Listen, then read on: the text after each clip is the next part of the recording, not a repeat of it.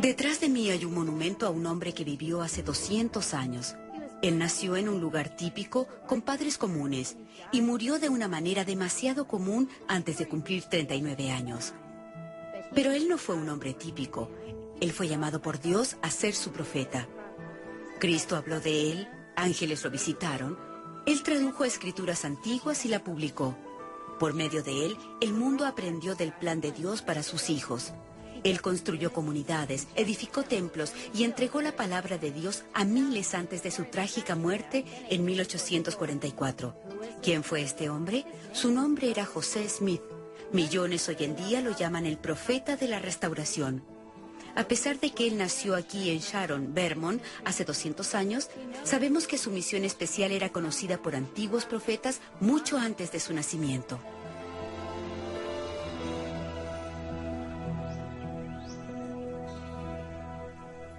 Nuestro Padre Celestial no deja nada al azar, especialmente cuando se trata de la salvación de sus hijos. Él ha planeado y se ha preparado para lograr sus propósitos desde el comienzo. Y él sabía que llegaría un día en que la restauración de las verdades divinas sería necesaria debido a una apostasía. Y una parte de la restauración divina, que fue preparada mucho tiempo antes de que ocurriera, fue el llamamiento del profeta José Smith. El llamamiento y la preparación e incluso el entrenamiento del profeta José Smith no fue un accidente. Mucho antes de que se establecieran los cimientos de la tierra, en los consejos de la eternidad se decretó que él, José Smith, sería el hombre que, en la última dispensación de este mundo, habría de llevar a la gente la palabra de Dios y recibiría las llaves y el poder del sacerdocio del Hijo de Dios. El Señor había estado observándolo, y observando a su padre, y al padre de su padre, y a sus progenitores hasta Abraham, y aún desde Abraham hasta el diluvio, y desde el diluvio hasta Enoc, y desde Enoc hasta Adán. El Señor ha observado esa familia y esa sangre mientras ha circulado desde su fuente original hasta ese hombre. Él fue preordenado en la eternidad para que presidiera esta última dispensación.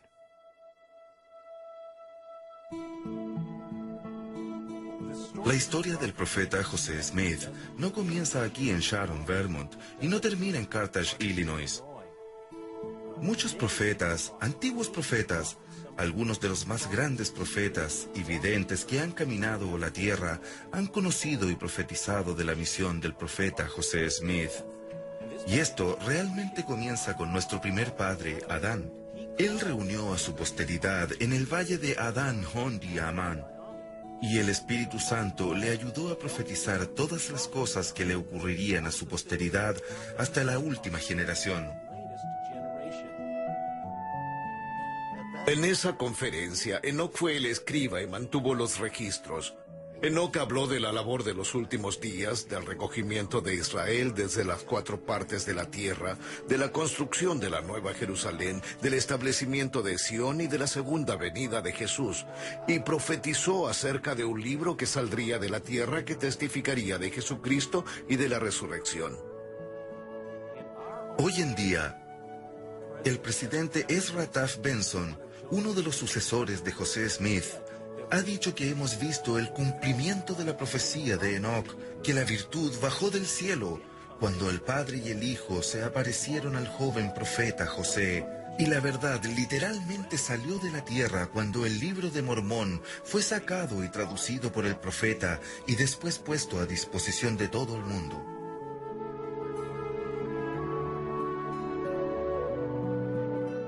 A lo mejor, la profecía más específica relacionada con José Smith en estos últimos días provino de un antiguo profeta, José, que fue vendido a Egipto. Él se refirió a un vidente escogido que el Señor levantaría de una rama escogida en los últimos días. Finalmente, José de la antigüedad profetizó que se llamaría José y que el nombre de su padre sería José. Otro fue Moisés. Moisés fue visto como uno de los más grandes profetas, y el Señor le dijo que debía escribir una historia de la creación de la tierra. Pero también le dijo que ciertas partes serían sacadas del libro. Y en el día en que los hijos de los hombres menosprecian mis palabras y quiten muchas de ellas del libro que tú escribas, He aquí, levantaré a otro semejante a ti, y de nuevo existirán entre los hijos de los hombres, entre cuantos creyeren. Ese gran profeta, a quien el Señor le dijo a Moisés que sería como él, es el profeta José Smith.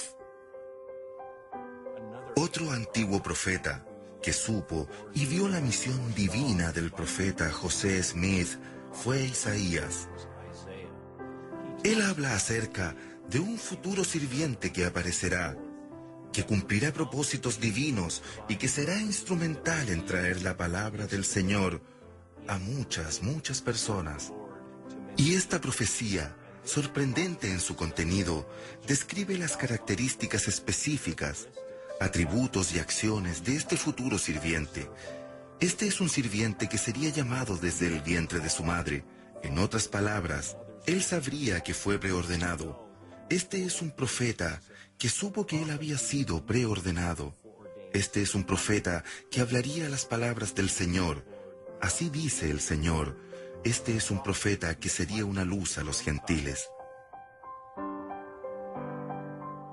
Desde el comienzo del profético joven ministerio de José Smith, él fue enseñado y aconsejado por muchos de los profetas antiguos, muchos seres celestiales.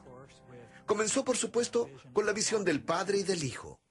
Y le enseñaron algo, pero por lo que sabemos fue algo breve. Pero 3 cortos años más tarde, José Smith fue instruido extensamente en una serie de visitas del profeta Moroni. Desde ese evento, los cielos parecieron abrirse continuamente al joven profeta. José Smith fue apartado por el Todopoderoso de acuerdo a los consejos de los dioses en los mundos eternos, para introducir los principios de vida entre la gente, de los cuales el Evangelio es el gran poder e influencia, y por medio del cual la salvación puede llegar a todos los pueblos, naciones, tribus, lenguas y a todos los mundos. Los principios que lo han colocado en comunicación con el Señor y con los antiguos profetas y apóstoles. Hombres como Abraham, Isaac, Jacob, Noé, Adán, Set y Enoc. Él parece conocer a estas personas tanto como nosotros nos conocemos unos a otros. ¿Por qué? Porque él tuvo que comenzar una dispensación que fue llamada la dispensación del cumplimiento de los tiempos, y fue conocida de esa manera por los antiguos sirvientes de Dios.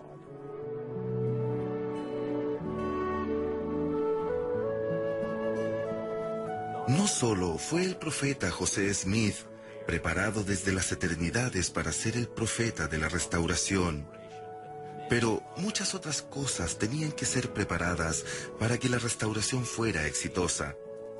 El Señor preparó no solo eventos, sino también individuos. Hombres como Martín Lutero, Ulrich Zwingli y John Calvin fueron todos preparados.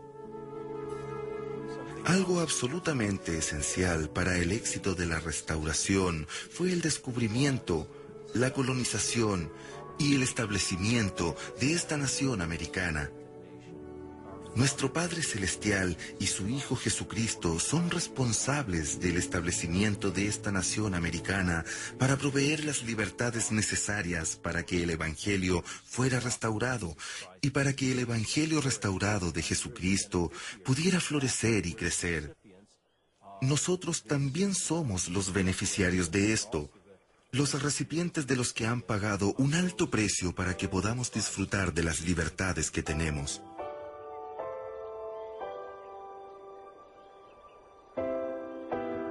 No puede haber ninguna duda de que la familia de José Smith estaba siendo preparada para un profeta de Dios. Sabemos que José tuvo varios ancestros que vinieron a bordo del Mayflower. Fueron personas importantes en la colonia de Plymouth. También sabemos que lucharon en las guerras de la Revolución. Eran patriotas, pero también eran exploradores. Uno de ellos se llamaba Asael Smith.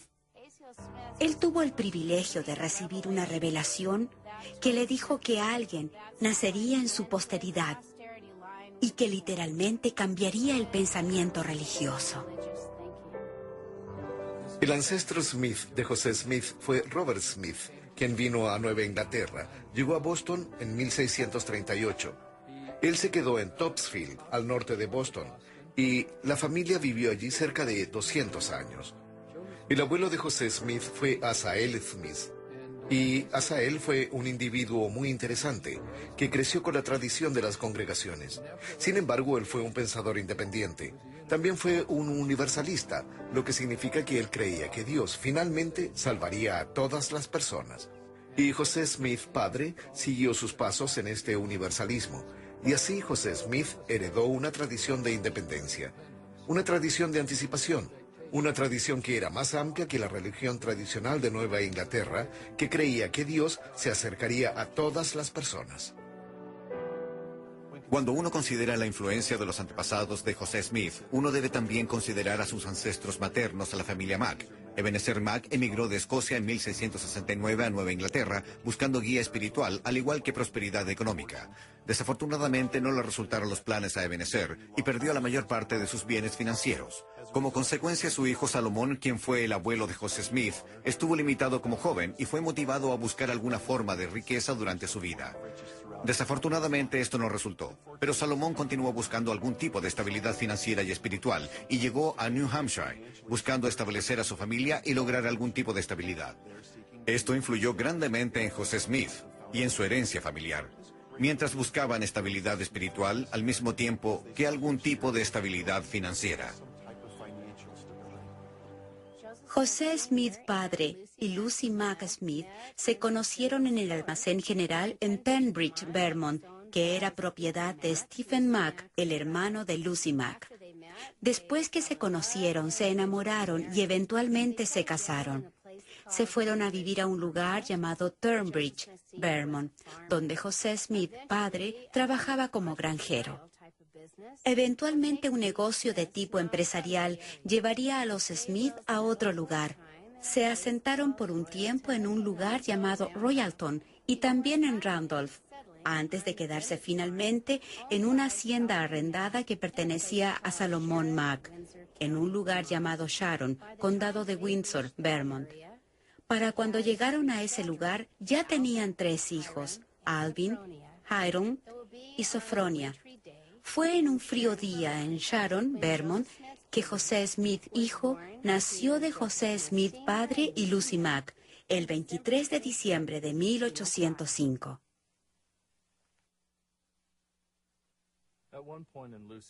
Lucy se enfermó de tuberculosis en un momento de su vida e hizo que un ministro metodista la visitara y la motivara a buscar la religión, a ser salvada. Y ella comenzó a preocuparse mucho de su alma. Y en ese momento hizo un convenio con Dios, una promesa de que si Él la ayudaba a mejorar, ella pasaría su vida sirviéndole y buscando el camino correcto.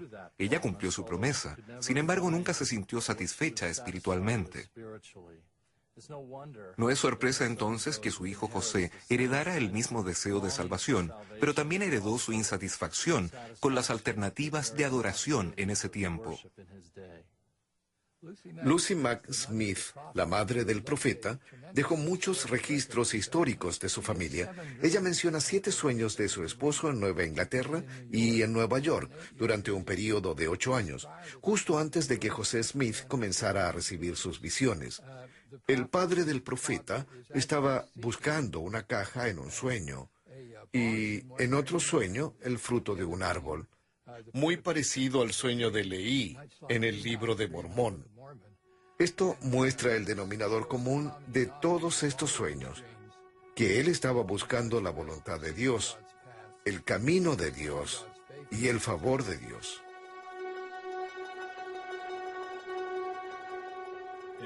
En 1811 la familia Smith se mudó a Lebanon, New Hampshire, y a fines de 1812 hubo una epidemia de fiebre tifoidea que afectó a toda la parte superior del valle del río Connecticut. 6,000 personas murieron. Fue un sufrimiento muy grande y la familia Smith no se escapa a él. Uno a uno los niños se fueron enfermando de tifoidea y la hermana de José, Sophronia, que es un poco mayor que él, estuvo enferma por 3 meses y casi muere. José también tuvo la fiebre y parecía estar recuperándose. Pero la fiebre se movió hacia su brazo y pierna y se convirtió en un serio caso de osteomielitis. Luego, él debería pasar por 4 operaciones importantes antes de curarse.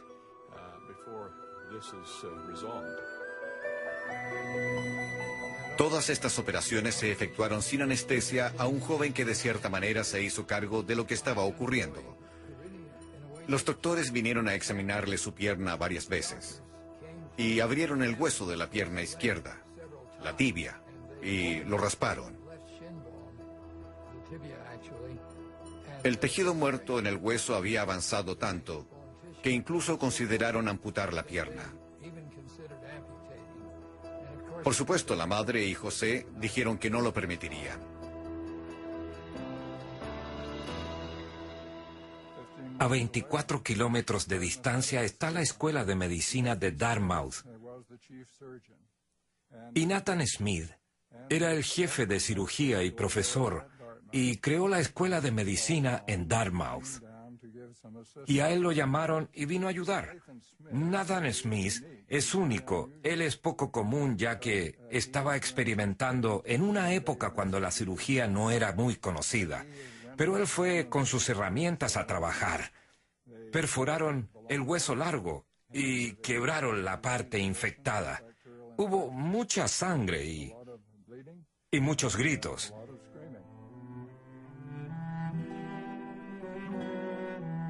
Lucy había salido de la casa cuando comenzaron a quebrar huesos. Ella regresó al escuchar los gritos y vio esta inusual escena sangrienta.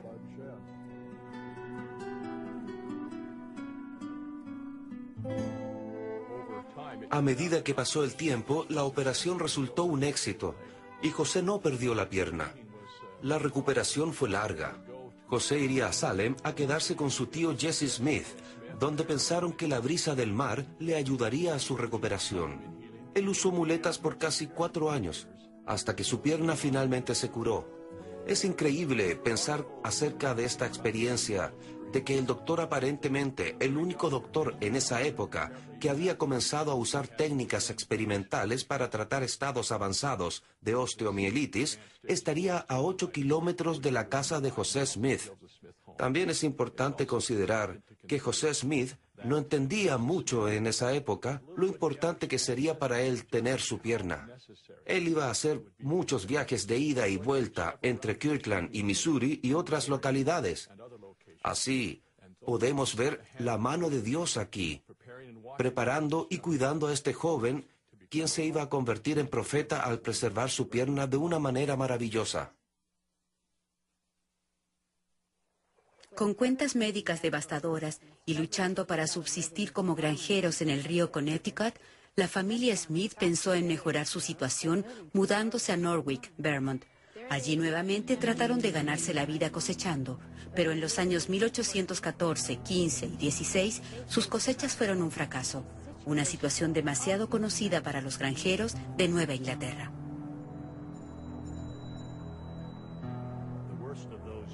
El peor de esos años fue 1816, debido a que durante ese verano, desde el 8 de junio hasta el 1 de septiembre, hubo 4 fuertes heladas durante la época de verano.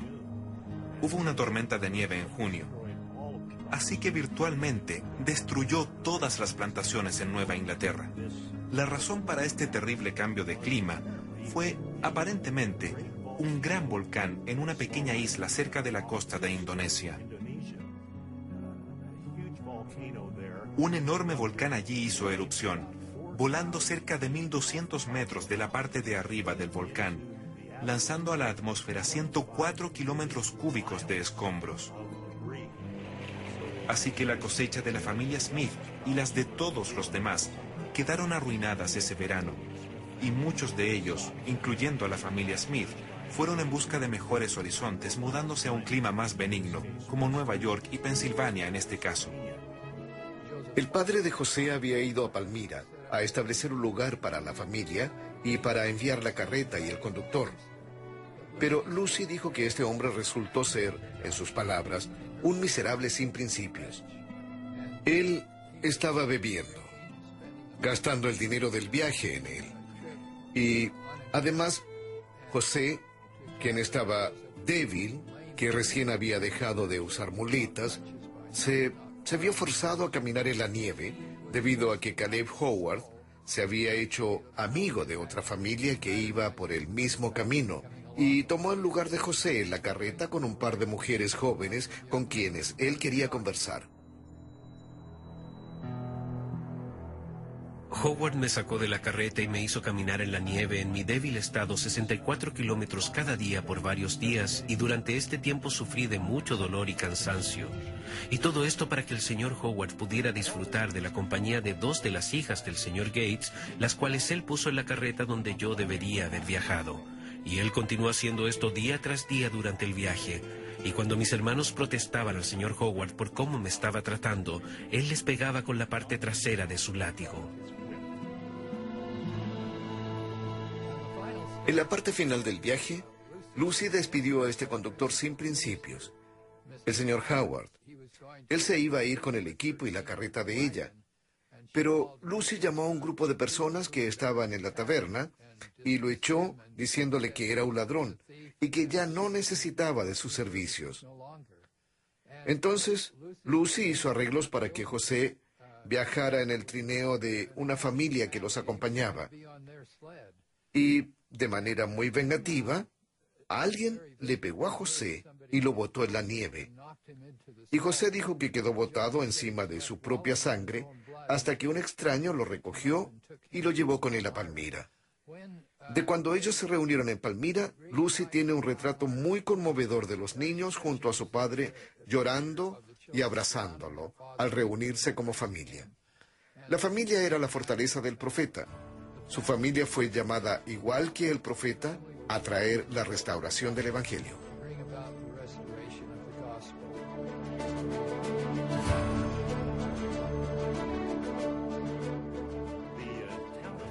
El pueblo de Palmira, que la familia Smith fundó cuando emigró de Vermont, era un pueblo próspero. Tenía una población de cerca de 2.500 personas y muchos negocios exitosos. Una de las razones por que Palmira era próspero era que se encontraba justo en la ruta que había sido establecida para la construcción del canal Erie. El canal Erie conectaría el río Hudson en el lado este con el lago Erie en el lado oeste. Tendría 584 kilómetros de longitud y pasaría justo por Palmira, así que era un lugar prometedor. El canal fue una bendición y un problema, ya que trajo muchas personas de caracteres dudosos, algunos que trabajaban en el canal y algunos en otras capacidades. Pero algunas personas se referían a Palmira como la gran zanja de la iniquidad.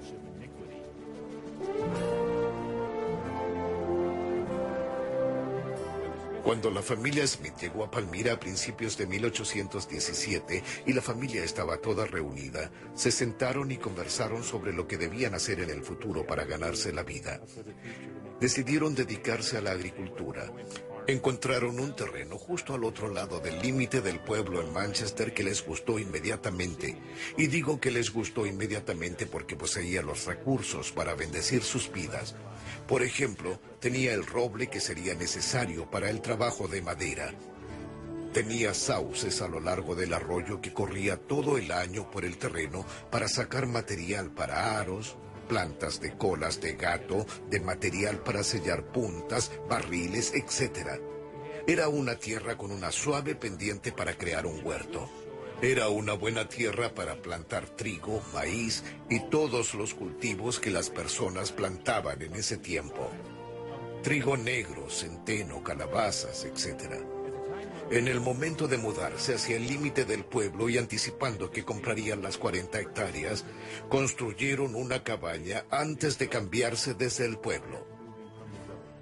La cabaña estaba como 15 metros dentro del límite del pueblo, del lado de Palmira. Era una estructura de 2 habitaciones en el nivel principal, la cocina y otra habitación que ellos llamaban la mejor habitación.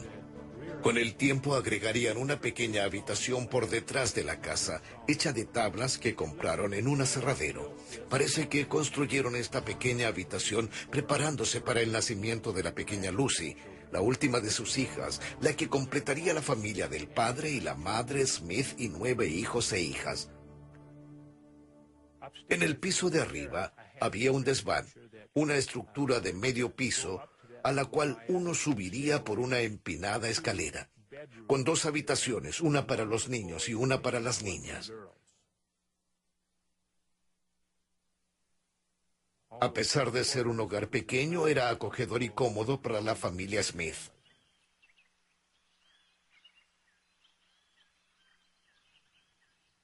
La familia Smith pasó largos días construyendo su casa y montando la granja. El sacar restos de árboles y arar la tierra les ocupaba mucho de su tiempo mientras luchaban para lograr una seguridad financiera. Y trabajaban mucho para asegurarla. Aunque la estabilidad económica era una gran preocupación para la familia Smith, fue su continua búsqueda de la verdad la que resultó tener una importancia eterna. Entre el nacimiento del papá Smith y Lucy Smith, su futura novia, la Revolución Americana comenzó en Massachusetts. Y con la Revolución Americana, el país cambió de una economía agraria a un tipo de economía industrializada. Y para muchas personas eso significaba oportunidades y riqueza. Y para la familia Smith parecía siempre ser así. Siempre están a punto de lograrlo, pero nunca lo lograban. Un percance tras otro. Y la nueva libertad, extrañamente, produce no solo autonomía y oportunidad, sino también crea nuevas preocupaciones. Y la proliferación de iglesias con la Revolución Americana y los primeros años de la República pueden verse como una manifestación de esto. Los ministros estaban preocupados que a medida que la frontera se expandiera, la gente se alejaría de las iglesias, geográfica y espiritualmente. Y como resultado, nuevos ministros y nuevas iglesias estaban bajo prueba. Era un periodo de agitación religiosa y de un gran despertar. De hecho, algunos historiadores lo llaman el segundo gran despertar. José Smith creció durante el resurgimiento más grande en la historia del mundo. Él estaba viviendo en una nación de libertad. Él estaba viviendo en una nación donde había más personas sin iglesia que en cualquier otra tierra cristiana. Él estaba viviendo en una nación de muchas creencias, y las iglesias que crecieron durante este tiempo eran las iglesias que resolvieron el problema creado por la expansión hacia el oeste. Estas iglesias eran los metodistas, los bautistas y los presbiterianos. Había muchas personas en la situación de José Smith. Estaban preocupadas, fueron convertidas y se hacían la pregunta, ¿a cuál iglesia debo unirme? Lucy Mack Smith, la madre de José, escribió una historia de su familia, la cual es centrada alrededor de 2 temas. Es claro que estaban preocupados de cómo iban a progresar, de cómo iban a pagar sus cuentas en esta nueva economía que trajo todo tipo de dificultades y desafíos. Y también es claro que estaban preocupados con la espiritualidad, de cómo se iban a salvar, en cuál iglesia debían participar, cuál iglesia poseía el verdadero evangelio como estaba escrito en el Nuevo Testamento. José Smith, por supuesto, crece y se convierte en un hombre joven. Él creció de los 10 a los 12 años mientras vivían en Palmira, y dice que es en este tiempo cuando comienza a pensar más seriamente sobre el tema de la religión. Alrededor de los 12 años comencé a pensar seriamente con respecto a todas las cosas importantes en relación al bienestar del alma inmortal. Habiendo sido influenciado con respecto al tema de la religión y mirando a distintas creencias, no sabía quién tenía la razón o quién no, pero consideré que era muy importante para mí estar en lo correcto en asuntos de consecuencias tan eternas. Mi mente se angustiaba en extremo ya que comencé a sentirme culpable de mis pecados. Y al escudriñar las Escrituras encontré que la humanidad no se acercó al Señor, pero que ellos habían apostatado de la verdadera y viviente fe, y que no había ninguna sociedad o denominación edificada sobre el Evangelio de Jesucristo como está escrito en el Nuevo Testamento. Y me sentí triste por mis propios pecados y por los pecados del mundo.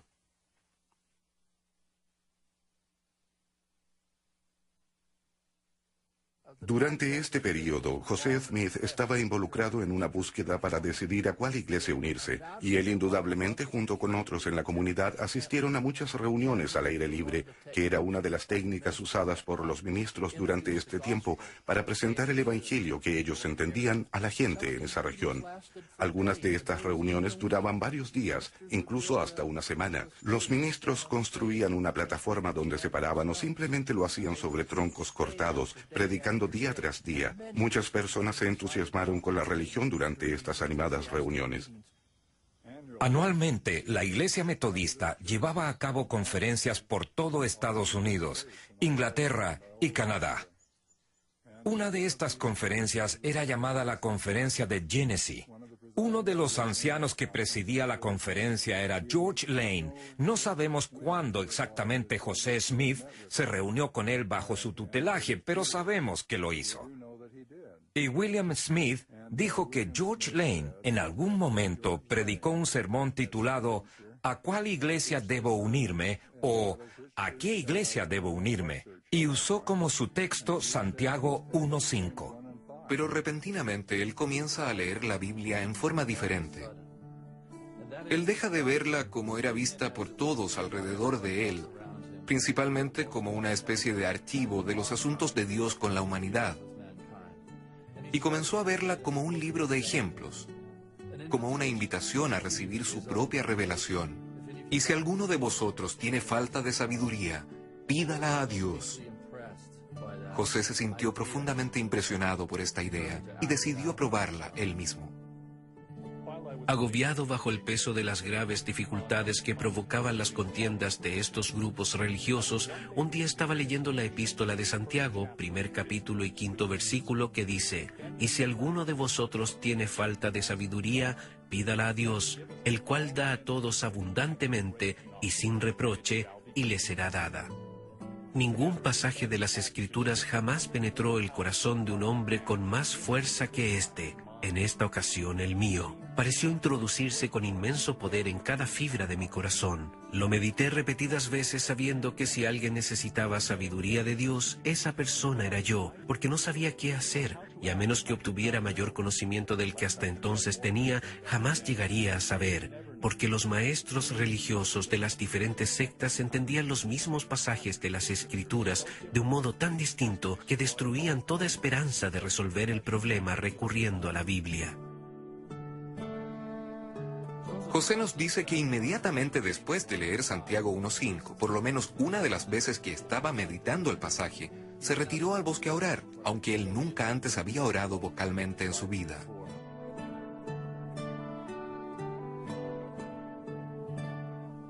Fue a principios de la primavera de 1820 que él tuvo la visión en el bosque, o en la arboleda, o en el arbusto, como Oliver Cowdery lo llamaba.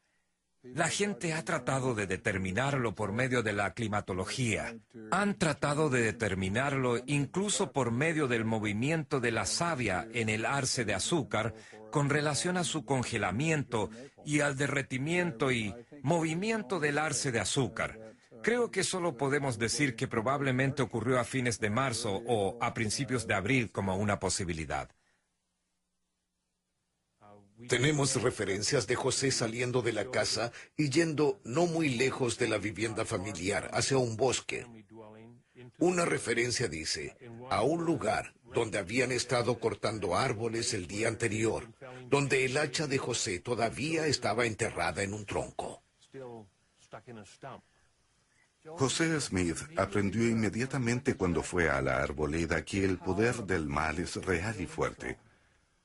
Pero también aprendió que el poder de Dios es más poderoso.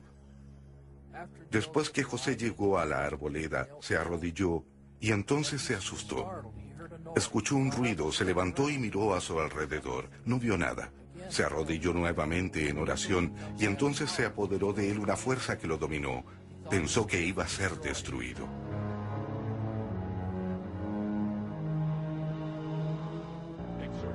esforzándome con todo mi aliento por pedirle a Dios que me librara del poder de este enemigo que se había apoderado de mí, y en el momento en que estaba para hundirme en la desesperación y entregarme a la destrucción, no a una ruina imaginaria, sino al poder de un ser efectivo del mundo invisible que ejercía una fuerza tan asombrosa como yo nunca había sentido en ningún otro ser. Precisamente en este momento de tan grande alarma, vi una columna de luz, más brillante que el sol, directamente arriba de mi cabeza, y esta luz gradualmente descendió hasta descansar sobre mí. Al reposar sobre mí la luz, vi en el aire arriba de mí a dos personajes, cuyo fulgor y gloria no admiten descripción. Uno de ellos me habló llamándome por mi nombre, y dijo señalando al otro: «Este es mi hijo amado. Escúchalo».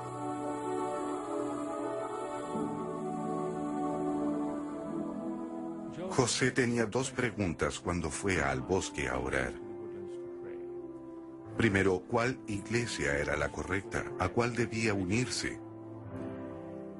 Mi objetivo al recurrir al Señor para saber cuál de todas las sectas era la verdadera, a fin de saber a cuál unirme. Por tanto, luego que me hube recobrado lo suficiente para poder hablar, pregunté a los personajes que estaban en la luz arriba de mí cuál de todas las sectas era la verdadera, porque hasta ese momento nunca se me había ocurrido pensar que todas estuvieran en error y a cuál debía unirme. Se me contestó que no debía unirme a ninguna porque todas estaban en error. Y el personaje que me habló dijo que todos sus credos eran una abominación a su vista, que todos aquellos profesores se habían pervertido, que con sus labios me honran pero su corazón lejos está de mí, enseñan como doctrinas los mandamientos de los hombres teniendo apariencia de piedad, mas negando la eficacia de ella.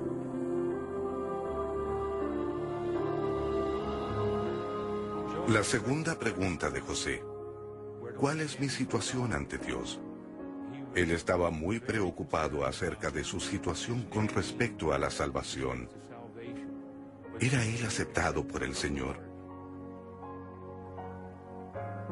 Él me habló diciendo: José, mi hijo, tus pecados te son perdonados.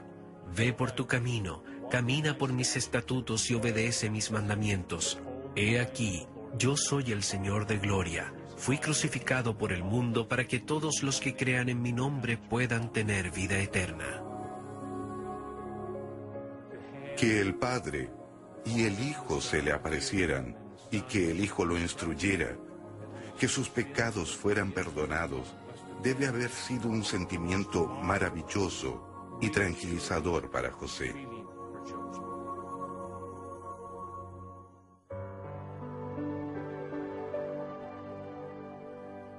El profeta aprendió muchas cosas mientras estaba en esa reunión acerca del Padre y el Hijo en relación a la naturaleza de Dios, y también aprendió que son personajes separados, y además se enteró de que él mismo tendría un rol muy importante en el futuro del proceso de restauración. La primera visión del profeta José Smith cambió el perfil del mundo religioso para siempre. Cuando el profeta salió de la arboleda sagrada, él había aprendido algunas verdades muy importantes que no habían sido conocidas por siglos. Él aprendió que Dios contesta oraciones. Aquí podemos ver una revelación personal que ha sido dada a un joven que se preparó para recibirla.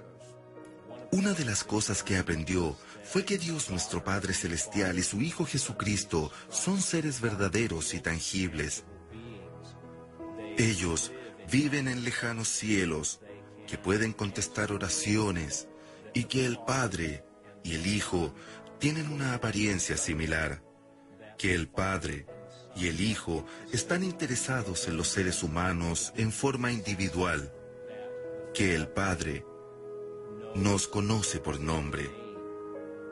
José aprendió que la Trinidad no es un concepto etéreo o filosófico, pero que hay miembros específicos de la Trinidad, o se podría decir la presidencia del cielo. Él aprendió que nuestro Padre Celestial ama a su Hijo, su amado Hijo, pero que también testifica de su Hijo y del poder que el Hijo puede tener en nuestras vidas. Esta fue una visión como ninguna otra. Además, José aprendió que Jesús es el Cristo, que Él fue crucificado por los pecados del mundo, que la expiación fue muy real, muy personal, que no fue un concepto filosófico ni simbólico y que realmente ocurrió. José aprendió que sus pecados pueden ser borrados y esta primera visión ocurrió en un lugar de verdad, en un tiempo real. El presidente Gordon B. Hinckley ha dicho que la arboleda sagrada, donde José tuvo su primera visión, es la joya de los lugares históricos de la Iglesia, porque es el único lugar donde sabemos que el Padre y el Hijo vinieron y que se les aparecieron a un ser mortal.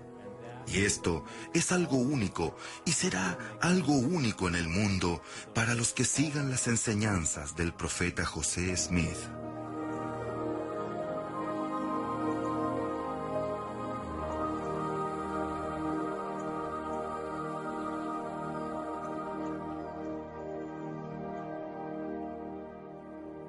Sabemos que al concluir, a medida que la luz ascendía, él quedó solo y dijo, me encontré de espaldas. Él estaba sin duda física y mentalmente agotado por la experiencia. Cualquiera sea el caso, él se levantó y regresó a su casa.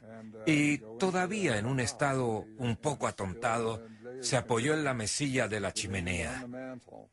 Y su madre entró y le dijo, ¿pasa algo, José? Y él le dijo, todo está bien. Me siento bastante bien. Pero he sabido a satisfacción mía que el presbiterianismo no es verdadero. Él no está individualizando a una religión en particular. Él le habría dicho eso a su madre sobre cualquier denominación. Aquí hay un intento de aconsejar a su madre, de hacerle saber, ya que ella es presbiteriana. Creo que él mantuvo las instrucciones que recibió la arboleda en forma privada y no las compartió mucho. Él las compartió con el ministro metodista y aparentemente con otros también. Pero él dijo en su relato de 1832 que nadie le creyó. Pienso que él conllevó esta carga sobre sus hombros solo. Y debe haber sido un desafío y una experiencia muy difícil para él. Una experiencia que le ayudó a madurar. Parece que desde los años más tiernos de mi vida el adversario sabía que yo estaba destinado a perturbar y molestar su reino. De lo contrario, ¿por qué habían de combinarse en mi contra los poderes de las tinieblas? ¿Cuál era el motivo de la oposición y persecución que se desató contra mí casi desde mi infancia? Aunque no era yo sino un muchacho desconocido y apenas entre los 14 y 15 años de edad, y tal mi posición en la vida que no era un joven de importancia alguna en el mundo, sin embargo los hombres de elevada posición se fijaban en mí lo suficiente para agitar el sentimiento público en mi contra y provocar con ello una encarnizada persecución. Y esto fue en general entre todas las sectas. Todas se unieron para perseguirme. En aquel tiempo me fue motivo de seria reflexión, y frecuentemente lo ha sido desde entonces. Cuán extraño que un muchacho desconocido de poco más de 14 años, y además uno que estaba bajo la necesidad de ganarse un escaso sostén con su trabajo diario, fuese considerado persona de importancia suficiente para llamar la atención de los grandes personajes de las sectas más populares del día, y a tal grado que suscitaba en ellos un espíritu de la más rencorosa persecución y vilipendio. Pero extraño no, así aconteció, y a menudo fue motivo de mucha tristeza para mí. Durante los 3 años y medio después de la primera visión de José, la familia Smith continuó trabajando en sus 40 hectáreas, limpiando la tierra y colocando una cerca. Plantaron cultivos y perforaron árboles para obtener azúcar de arce. Se ganaban la vida principalmente trabajando cada día y trabajando para otros cuando la oportunidad se presentaba. Seguramente durante ese periodo, el joven José había continuado estudiando la Biblia, tratando de entender su papel en el plan de Dios. En septiembre de 1823, José recibió ese entendimiento. Él comprendió que Dios tenía un trabajo para él. Han pasado 3 años desde la primera visión.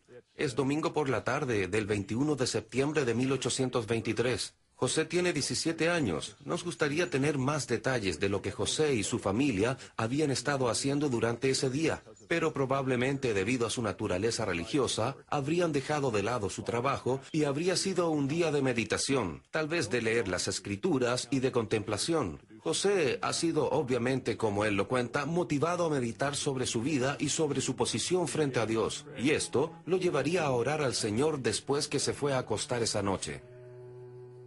Encontrándome así en el acto de suplicar a Dios, vi que se apareció una luz en mi cuarto y que siguió aumentando hasta que la habitación quedó más iluminada que al mediodía, cuando repentinamente se apareció un personaje al lado de mi cama, de pie en el aire, porque llevaba puesta una túnica suelta de una blancura que excedía a cuanta cosa terrenal jamás había visto yo. Y no creo que exista objeto alguno en el mundo que pueda presentar tan extraordinario brillo y blancura. Sus manos estaban desnudas y también sus brazos un poco más arriba de las muñecas, y de igual manera sus pies, así como sus piernas, un poco más arriba de los tobillos. También tenía descubiertos la cabeza y el cuello, y pude darme cuenta de que no llevaba puesta más ropa que esta túnica, porque estaba abierta de tal manera que podía verle el pecho. No solo tenía su túnica esta blancura singular, sino que toda su persona brillaba más de lo que se puede describir, y su faz era como un vivo relámpago. El cuarto estaba sumamente iluminado, pero no con la brillantez que había en torno a su persona. Cuando lo vi por primera vez, tuve miedo, mas el temor pronto se apartó de mí. Fue un período cuando José comenzaría a reconocer que los ángeles no necesitan usar puertas o ventanas para entrar, y que no dejan hoyos en las paredes o en los techos al ir y venir. También reconocería y comprendería que solo van a ser vistos por quienes ellos quieren que los vean, y que su presencia no molestó a los demás, a sus hermanos que estaban con él, tal vez en el mismo cuarto. Y también nos damos cuenta que aprendió que cuando un ángel viene, llega con una misión y un objetivo.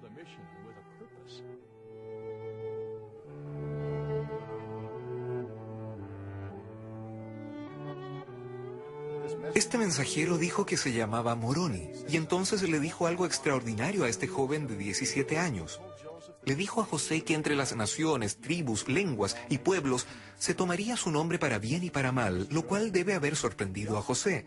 Él también le habló acerca de un libro que había sido escrito por los antiguos habitantes de América, y que él, Moroni, lo había depositado en un cerro cerca del hogar de José, y que este libro contenía la plenitud del Evangelio de Jesucristo. También le dijo a José que había un instrumento, las piedras para videntes, las cuales le ayudarían a traducir el libro.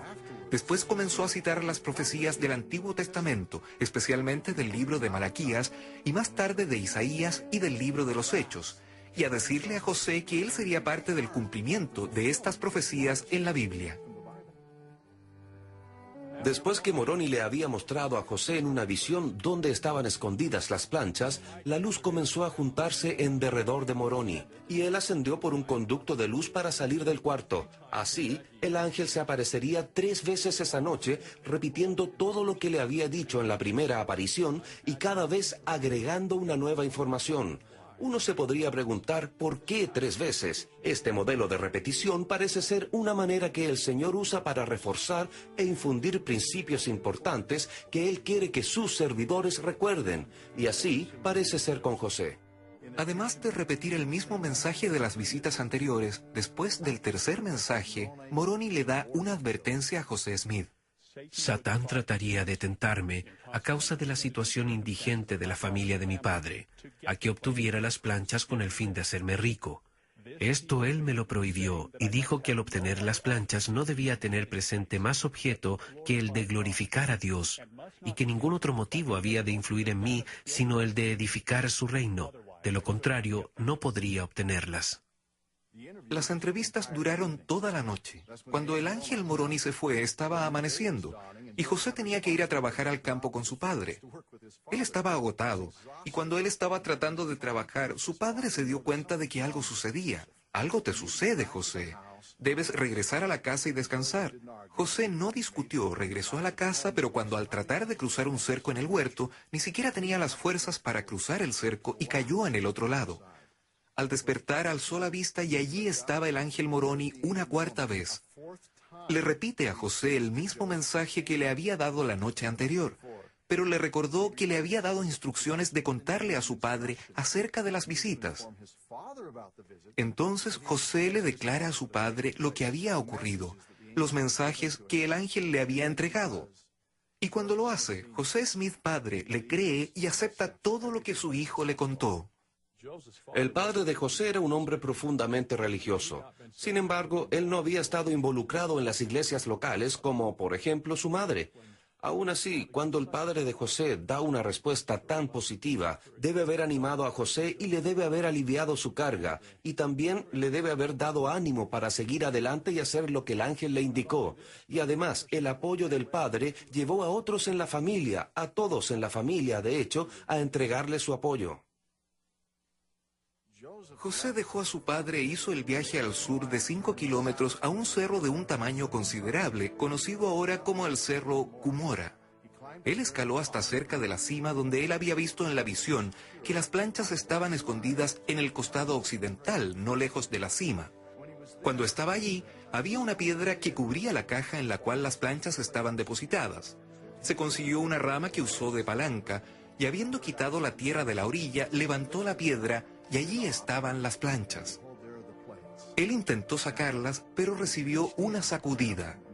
Trató 3 veces de obtener esas planchas.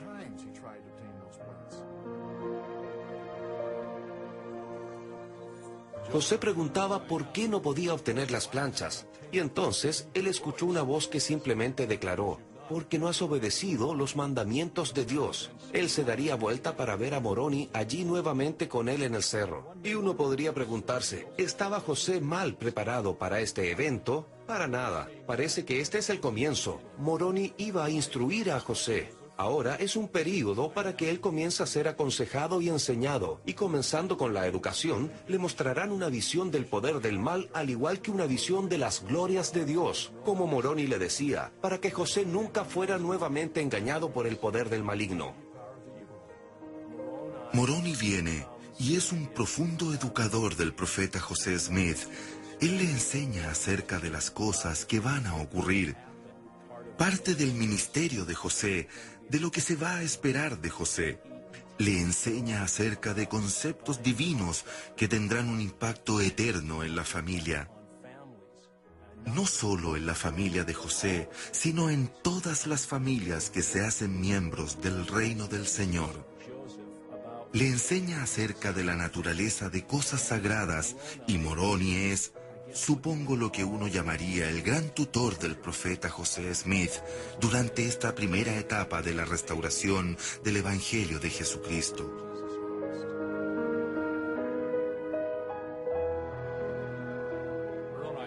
Las visitas de Moroni fueron efectivamente un cumplimiento de la visión de Juan el Revelador sobre otro ángel atravesando el cielo, teniendo el Evangelio eterno. Seguramente las planchas de oro que Moroni le trajo a José Smith contienen el Evangelio eterno. Y esto fue el cumplimiento, por lo menos en parte, de la visión de Juan.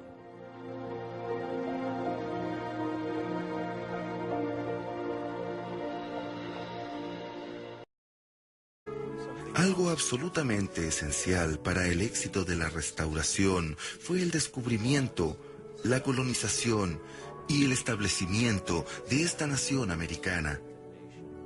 Nuestro Padre Celestial y su Hijo Jesucristo son responsables del establecimiento de esta nación americana para proveer las libertades necesarias para que el Evangelio fuera restaurado y para que el Evangelio restaurado de Jesucristo pudiera florecer y crecer. Nosotros también somos los beneficiarios de esto, los recipientes de los que han pagado un alto precio para que podamos disfrutar de las libertades que tenemos.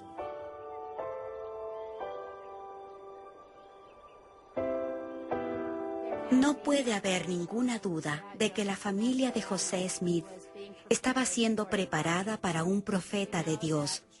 Sabemos que José tuvo varios ancestros que vinieron a bordo del Mayflower. Fueron personas importantes en la colonia de Plymouth. También sabemos que lucharon en las guerras de la Revolución. Eran patriotas, pero también eran exploradores. Uno de ellos se llamaba Asael Smith. Él tuvo el privilegio de recibir una revelación que le dijo que alguien nacería en su posteridad y que literalmente cambiaría el pensamiento religioso. El ancestro Smith de José Smith fue Robert Smith, quien vino a Nueva Inglaterra. Llegó a Boston en 1638. Él se quedó en Topsfield, al norte de Boston, y la familia vivió allí cerca de 200 años. El abuelo de José Smith fue Asael Smith, y Asael fue un individuo muy interesante, que creció con la tradición de las congregaciones. Sin embargo, él fue un pensador independiente. También fue un universalista, lo que significa que él creía que Dios finalmente salvaría a todas las personas. Y José Smith, padre. Desde el comienzo del profético joven ministerio de José Smith, él fue enseñado y aconsejado por muchos de los profetas antiguos, muchos seres celestiales. Comenzó, por supuesto, con la visión del Padre y del Hijo. Y le enseñaron algo, pero por lo que sabemos fue algo breve. Pero 3 cortos años más tarde, José Smith fue instruido extensamente en una serie de visitas del profeta Moroni. Desde ese evento, los cielos parecieron abrirse continuamente al joven profeta. José Smith fue apartado por el Todopoderoso de acuerdo a los consejos de los dioses en los mundos eternos para introducir los principios de vida entre la gente, de los cuales el Evangelio es el gran poder e influencia, y por medio del cual la salvación puede llegar a todos los pueblos, naciones, tribus, lenguas y a todos los mundos. Los principios que lo han colocado en comunicación con el Señor y con los antiguos profetas y apóstoles. Hombres como Abraham, Isaac, Jacob, Noé, Adán, Set y Enoc. Él parece conocer a estas personas tanto como nosotros nos conocemos unos a otros. ¿Por qué? Porque él tuvo que comenzar una dispensación que fue llamada la dispensación del cumplimiento de los tiempos, y fue conocida de esa manera por los antiguos sirvientes de Dios.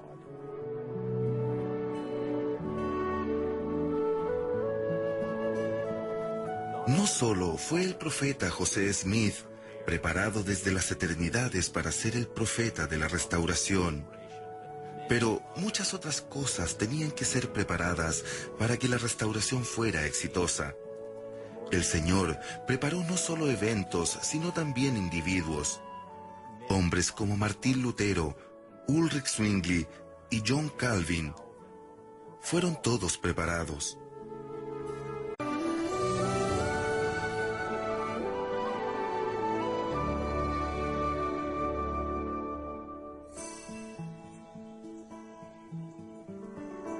Detrás de mí hay un monumento a un hombre que vivió hace 200 años.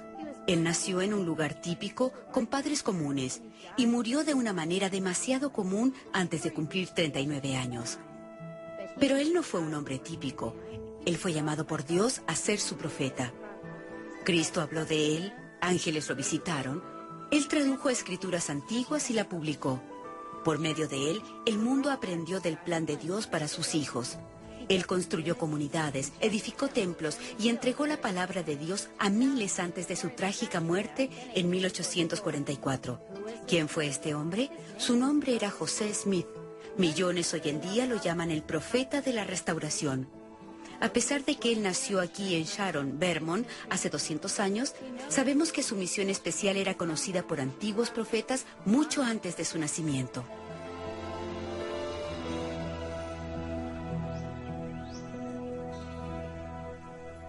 Nuestro Padre Celestial no deja nada al azar, especialmente cuando se trata de la salvación de sus hijos. Él ha planeado y se ha preparado para lograr sus propósitos desde el comienzo. Y él sabía que llegaría un día en que la restauración de las verdades divinas sería necesaria debido a una apostasía. Y una parte de la restauración divina, que fue preparada mucho tiempo antes de que ocurriera, fue el llamamiento del profeta José Smith. El llamamiento y la preparación e incluso el entrenamiento del profeta José Smith no fue un accidente.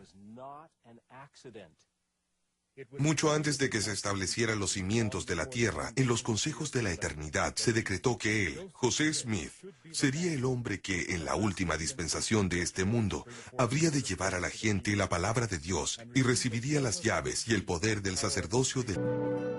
A lo mejor, la profecía más específica relacionada con José Smith en estos últimos días provino de un antiguo profeta, José, que fue vendido a Egipto. Él se refirió a un vidente escogido que el Señor levantaría de una rama escogida en los últimos días. Finalmente, José de la antigüedad profetizó que se llamaría José y que el nombre de su padre sería José. Otro fue Moisés. Moisés fue visto como uno de los más grandes profetas, y el Señor le dijo que debía escribir una historia de la creación de la tierra. Pero también le dijo que ciertas partes serían sacadas del libro. Y en el día en que los hijos de los hombres menosprecien mis palabras y quiten muchas de ellas del libro que tú escribas, he aquí, levantaré a otro semejante a ti, y de nuevo existirán entre los hijos de los hombres, entre cuantos creyeren. Ese gran profeta, a quien el Señor le dijo a Moisés que sería como él, es el profeta José Smith. Otro antiguo profeta que supo y vio la misión divina del profeta José Smith fue Isaías. Él habla acerca de un futuro sirviente que aparecerá, que cumplirá propósitos divinos y que será instrumental en traer la palabra del Señor a muchas, muchas personas. Y esta profecía, sorprendente en su contenido, describe las características específicas, atributos y acciones de este futuro sirviente. Este es un sirviente que sería llamado desde el vientre de su madre. En otras palabras, él sabría que fue preordenado. Este es un profeta que supo que él había sido preordenado. Este es un profeta que hablaría las palabras del Señor. Así dice el Señor. Este es un profeta que sería una luz a los gentiles. El Hijo de Dios. El Señor había estado observándolo, y observando a su padre, y al padre de su padre, y a sus progenitores hasta Abraham, y aún desde Abraham hasta el diluvio, y desde el diluvio hasta Enoc, y desde Enoc hasta Adán. El Señor ha observado esa familia y esa sangre mientras ha circulado desde su fuente original hasta ese hombre. Él fue preordenado en la eternidad para que presidiera esta última dispensación.